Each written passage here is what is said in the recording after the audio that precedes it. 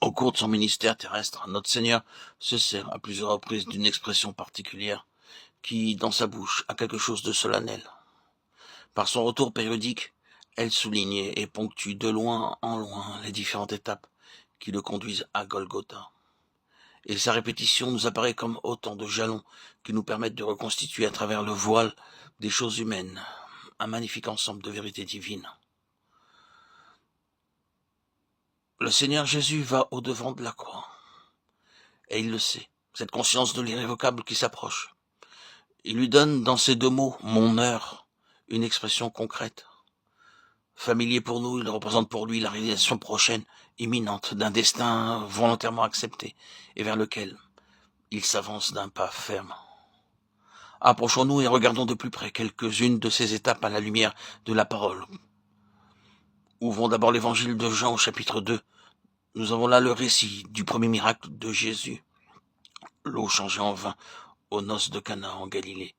Le pivot du récit, c'est cette parole de Jésus, mon heure n'est pas encore venue. Marie, sa mère, selon la chair, était venue à lui disant, ils n'ont plus de vin. Qu'elle attendit ou non un miracle de sa part, peu importe. Nous n'avons pas besoin de préciser ce point ici. À en juger par la réponse qu'il lui donne, nous pencherons plutôt pour la négative. Femme, qu'y a-t-il entre moi et toi ?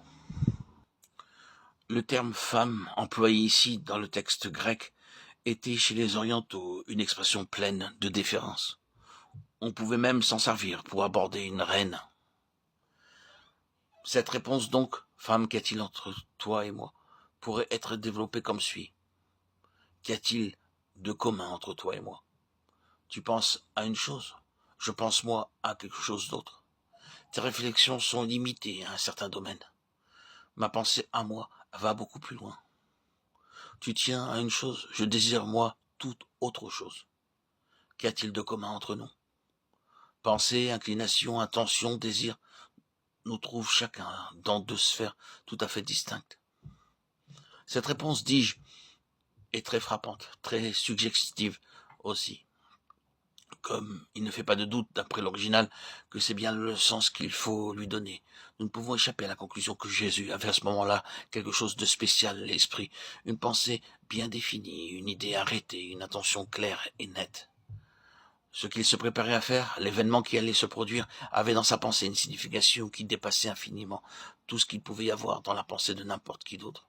Il n'y avait en réalité aucun rapport, aucune comparaison possible entre ce à quoi tous les autres pensaient et sa préoccupation à lui.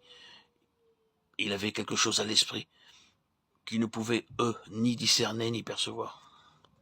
Qu'était-ce donc ? Si l'on se souvient qu'il est au début de son ministère, si l'on réalise que ce fut là la première manifestation de sa souveraineté comme fils de Dieu, on est déjà sur la voie.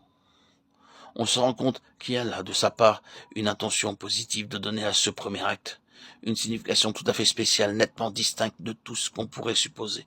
Dans sa pensée, toute cette affaire est destinée à revêtir un sens et une portée éternelle.